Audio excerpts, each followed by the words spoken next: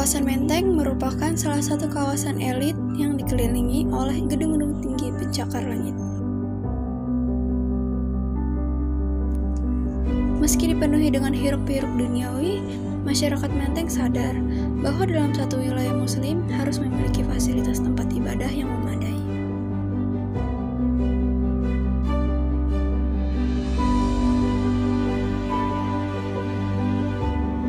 Maka dari itu dibangunlah Masjid Agung Sunda Kelapa ini.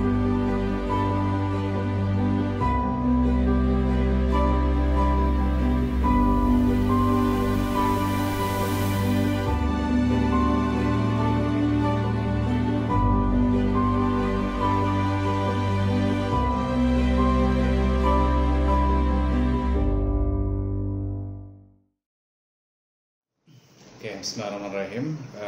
Masjid Sunda Kelapa ini kalau berdiri tegaknya itu sudah 50 tahun. Kita dari tanggal 31 Maret itu udah mulai digunakan tahun 71. Sekarang tahun 2021. Jadi baru 50 tahun lebih sedikit. Nah, Masjid Agung Sunda Kelapa ini kita harus tahu dulu. Ini adalah daerah Menteng. Jadi ini adalah daerah elit. Dulu bangsawan Eropa tuh tinggalnya di sini. Orang Eropa banyak dulu di Indonesia, tapi ada yang misalnya bekerja di kereta api, menjadi operet segala. Tapi yang penguasanya, orang elitnya ada di sini. Nah, karena bangsa Eropa itu kebanyakan agamanya adalah kalau nggak Katolik atau Protestan, maka di Menteng ini yang mendominasi adalah gereja. Padahal di sini adalah tempat orang-orang penting juga setelah kemerdekaan. Ya, makanya kita tahu misalnya proklamasi di daerah sini dan juga pejabat-pejabat penting lainnya. Namun belum tersedia masjid yang layak untuk menjadi sebagai pusat aktivitas dari warga Menteng. Makanya tahun 51 itu ada almarhum HBR Motik, itu yang ada jalannya di Jakarta Utara ya, HBR Motik itu berinisiasi perlu kita adakan masjid yang bisa berfungsi sebagai Islamic Center. Namun ketika diajukan tahun 51 itu belum mendapat respon yang positif dari pemerintah pada masa itu dan justru bingung untuk apa ada masjid di tengah kawasan elit seperti ini. Tapi perkembangan terjadi ke G30 SPKI tahun 65. Setelah kejadian itu ketertarikan atau keterpanggilan untuk segala yang berbau agamis itu lebih mendapat perhatian lebih besar. Makanya muncullah lagi keinginan yang memang itu sudah tertolak ya, untuk mendirikan masjid. Datanglah, dibentuklah Yayasan Islam Sunda Kelapa itu sekitar tahun 60-an dan dipimpin oleh Pak HBR Motik itu dan juga warga-warga Menteng. Ada Pak Subhan, Pak Gatam, yang pertama. Lalu mereka menghadap ke Pak Ali Sadikin, Gubernur KKO ketika masa itu dan minta sebenarnya yang mau dipakai jadi masjid itu adalah Bappenas. Ya, kenapa? Karena tentu dengan gedung yang sudah ada hanya perlu renovasi sedikit, adapun membangun dari awal fondasi itu biayanya akan menjadi besar. Tapi dari sana disampaikan bahwasanya gedung Bappenas belum bisa untuk digunakan karena masih diperlukan oleh pemerintah. Dikasihlah opsi dua, satu Taman Sunda Kelapa. Ini Taman Sunda Kelapa nggak jauh beda sama Taman Suropati yang kita lihat sekarang. Dan yang kedua lapangan Persija. Nah, tapi karena pertimbangannya lapangan Persija tempatnya ramai dan juga lebih kondusif lah kalau diambil di Taman Sunda Kelapa. Lalu mulailah dapat restu dibangun Masjid Sunda Kelapa. Itu pengerjaan tahun 68. Dananya dari mana? Dananya dari orang-orang Menteng. Kekumpul waktu itu adalah 7 juta tahun 7 juta tahun 60, saya tidak tahu berapa nilainya sekarang. Tapi di tengah jalan ternyata mandek dan akhirnya datang lagi lah pengurus dari Yayasan Islam Sunda Kelapa itu ke Pak Ali Sadikin untuk meminta bantuan. Dan akhirnya Pak Ali Sadikin minta bantuan, memberikan bantuan dan akhirnya dilanjutkan oleh pemerintah. Nah, jadi makanya ketika sudah menjadi masjid ini masuk ke dalam aset Pemda karena tanahnya pun berdiri bukan di atas tanah perseorangan tapi tanah Pemda. Maka pada tanggal 31 Maret 1971 diresmikanlah masjid ini dan 1 Aprilnya digunakan pertama kali untuk sholat Jumat. Seperti itu.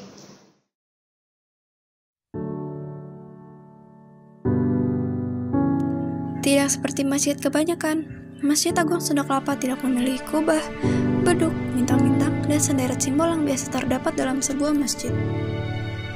Menara yang ada pun sangat unik. Bentuk bangunannya mirip perahu, sebagai simbol pelabuhan Sunda Kelapa tempat saudagar muslim berdagang dan menyebarkan syariat Islam di masa lalu. Selain itu, bentuk perahu adalah makna simbolik kepasrahan seorang muslim, bagaikan orang duduk bersila dengan tangan menengadah, berdoa mengharap rahmat dan kasih sayangnya. Jadi masjid ini arsitekturnya itu sama dengan arsitek Masjid Salman ITB. Saya lupa sekarang siapa arsiteknya. Ada sebuah keunikan dari Masjid Sunda Kelapa, memang tidak dibentuk menjadi kubah, tapi didesain itu seperti perahu, ataupun mungkin kalau misalnya kita lihat dari drone ya, itu seperti tangan yang berdoa, yang membuka langit. Jadi apa filosofinya? Disitulah bahwasanya ini sebagai simbol bahwasanya sebagaimana bahtera Nabi Nuh itu adalah sebagai jalan keselamatan bagi umat Nabi Nuh, dan Sunda Kelapa ini menjadi tempat untuk keselamatan juga bagi warga muslim yang ada di Menteng dan juga di Jakarta ataupun sekitarnya. Tapi sebenarnya banyak benefit juga, tidak ada kubah itu karena mungkin bebannya terkurangi ya. Jadi kalau kita masuk ke Sunda Kelapa itu kita bisa lihat tengahnya tidak ada tiang sama sekali karena tidak perlu ada yang disangga. Jadi kalau orang sudah masuk itu luas, luas, dan bagian dalamnya itu bisa menampung 1.000 orang tanpa ada tiang sama sekali di tengah-tengah bangunannya.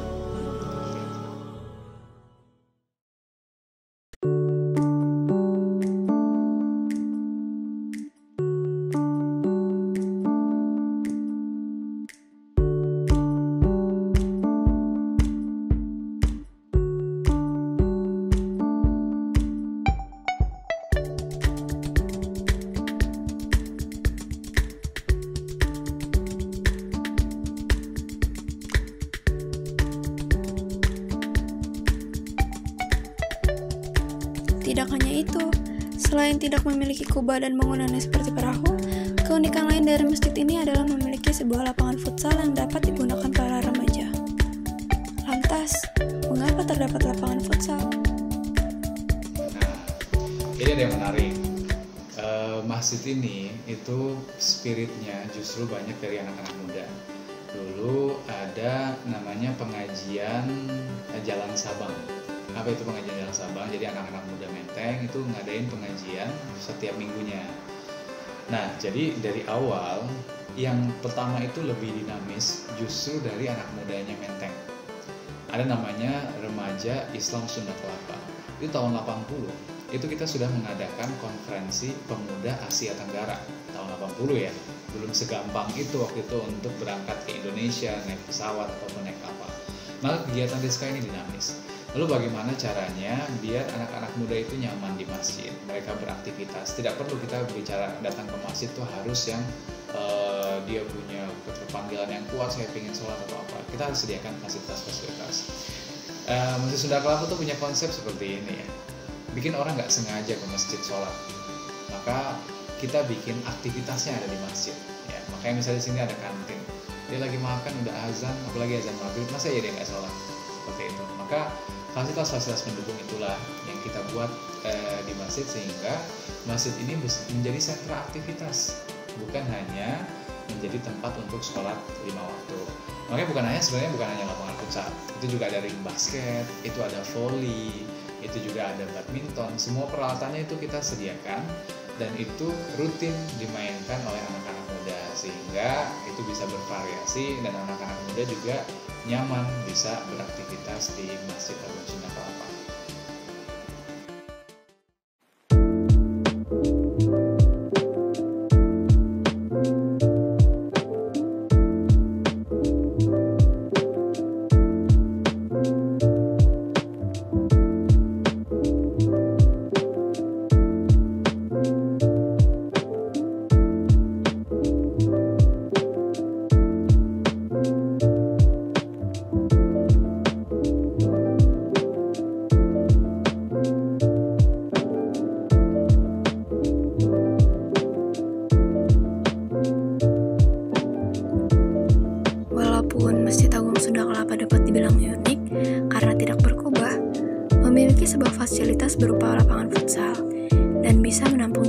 sebanyak 1.000 orang. Apakah Masjid Agung Sunda Kelapa memiliki kegiatan setiap minggunya?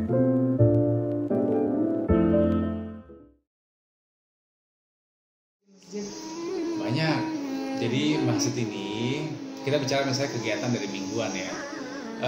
Itu setiap maghrib itu ada pengajian lepas maghrib. Nah, pengajiannya kenapa orang betah di sini? Karena pengajiannya buku.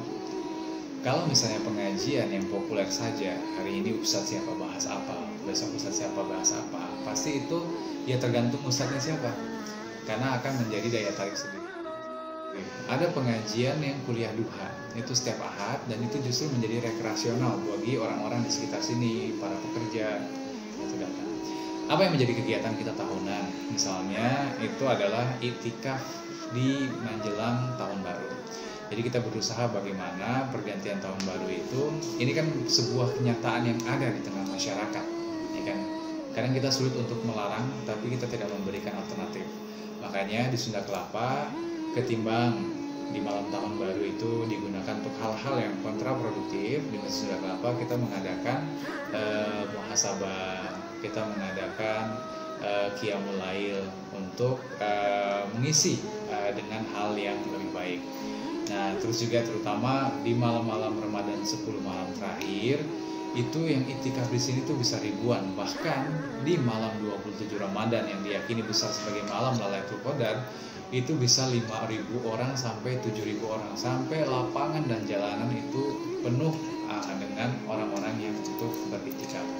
Dan di lain itu banyak sekali pengajian, seminar, bahkan kita di sini punya bimbingan ibadah haji, kita memberangkatkan sendiri kloter keberangkatan kita, umroh, ya unit-unit usaha lainnya seperti itu.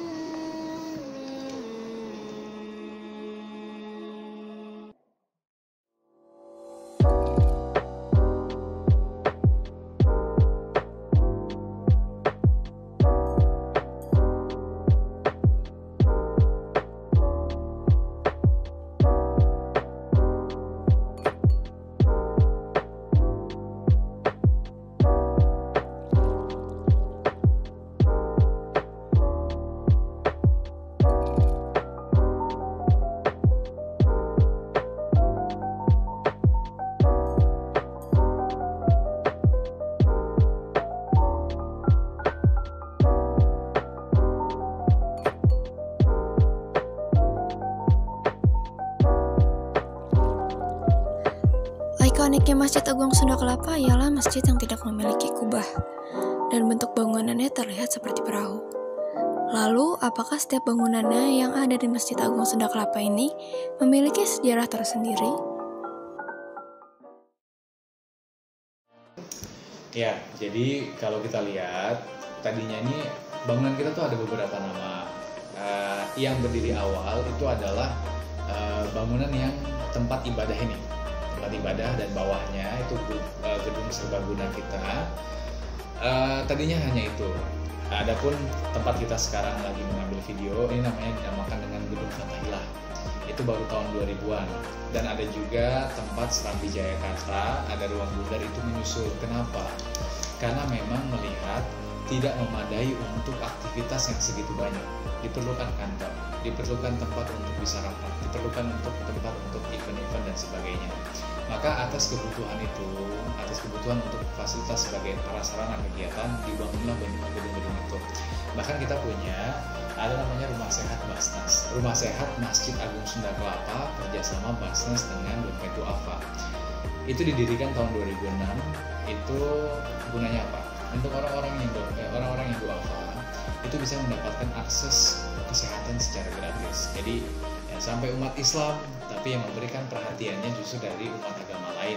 Dan juga itu ada jemaah-jemaah Masjid Sunda Kelapa kita fasilitasi kalau mereka perlu pelayanan kesehatan.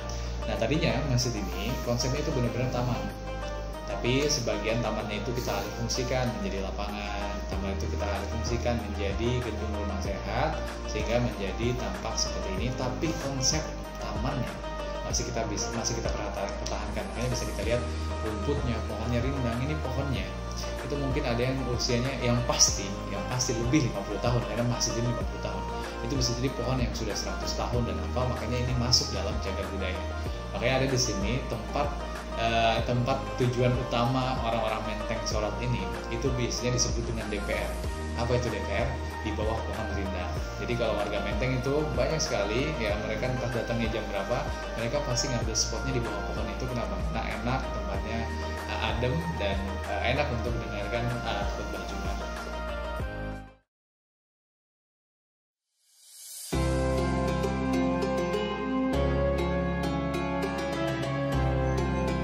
Selain bentuk bangunan yang ada di desain tidak memiliki kubah dan sejarahnya yang unik, apakah ada keunikan lain dari Masjid Agung Sunda Kelapa? Kalau pendapat pribadi saya, selama saya bekerja di sini, masjid ini, kenapa sih masjid ini menarik? Karena memang masjid ini terletak di pusat kota ya, daerah elit, Menteng, dan masjid ini adalah satu-satunya di Jakarta Pusat. Jadi kalau misalkan Jakarta Barat ada satu masjid, Jakarta Timur ada satu masjid, nah perwakilan Jakarta Pusat adalah Masjid Agung Sunda Kelapa ya.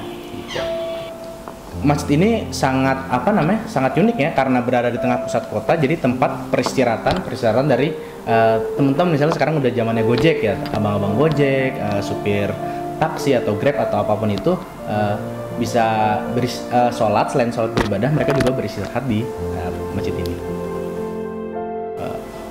Masjid ini berada di pusat kota dan di sini tempat pertemuan antara, kalau bisa kita lihat sebelah kiri masjidnya adalah tempat wakil presiden ya, pejabat negara, dan sini di Menteng adalah tempat dari ya ibaratnya orang high class lah di sini. Selain itu di sini juga tempat teman-teman Gojek, teman-teman taksi atau teman-teman dan pedagang kecil beristirahat. Jadi tempat pertemuan antara high class, pejabat negara dan orang lain menjadi satu. Jadi tidak ada perbedaan di rumah Allah ini.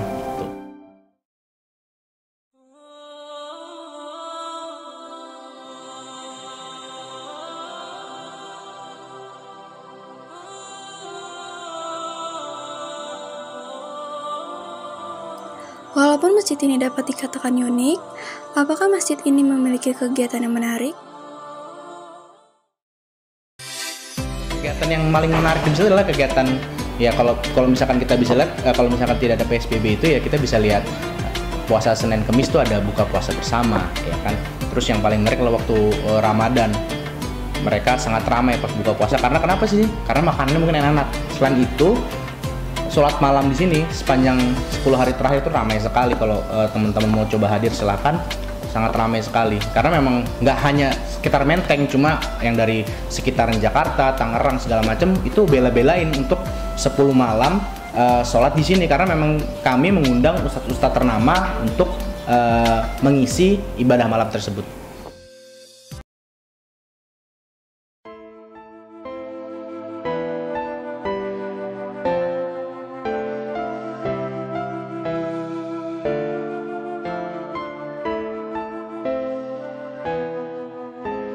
Masjid ini memang terletak di kawasan elit, yaitu kawasan Menteng.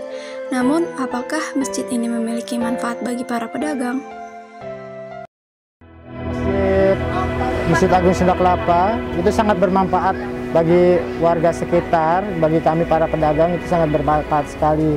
Dengan ada kegiatan seperti Rizka, adanya rumah sakit Duafa, itu sangat berguna sekali, bermanfaat sangat besar. Dan kami berdagang di sini dari tahun 1958.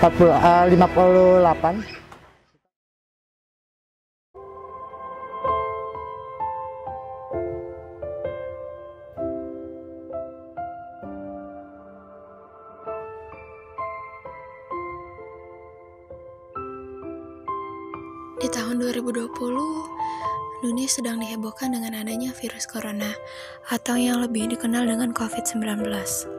Virus ini awalnya berkembang di Wuhan, Cina. Kini sudah menyebar luas di Indonesia. Wabah virus ini berkembang dengan sangat cepat yang mengakibatkan jutaan orang di seluruh dunia termasuk di Indonesia terinfeksi dari virus corona ini. Bahkan virus corona ini bisa berdampak pada kematian. Lalu, apakah Masjid Agung Sunda Kelapa terkena dampak dari pandemi COVID-19?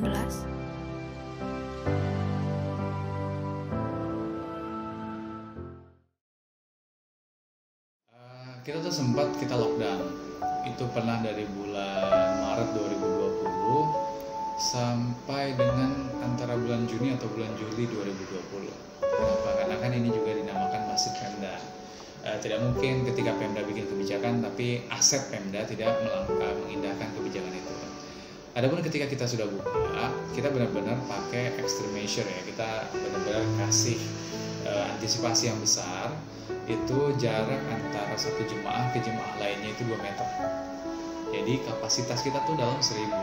Satu baris itu 44. Tapi dengan yang kita terapkan, satu baris itu cuma 10.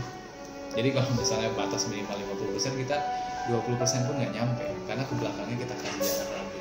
Jadi kalau dihitung itu, ketika kemarin kita buka cuma 13% dari kapasitas yang seharusnya. Adapun ketika awareness masyarakat sudah tinggi dan mereka sudah bisa untuk kita minta terus pakai masker dan protokol kesehatan yang kita umumkan terus di setiap sebelum sholat 5 waktu, sekarang kita mulai bisa untuk sedikit lebih merapatkan, tapi dengan tetap kasih jarak 1 meter seperti itu. Jadi protokol kesehatan terus kita jaga selama pandemi ini.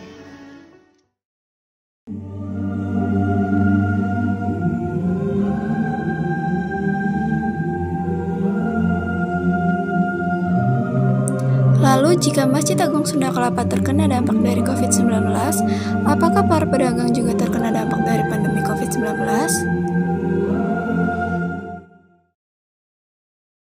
Saat ini pandemi sangat berpengaruh sangat besar sekali bagi kegiatan kami para pedagang kecil ya. Kami sedang berusaha untuk tetap mengusahakan untuk tetap bisa berdagang walaupun pandemi seperti ini sangat berpengaruh sangat besar.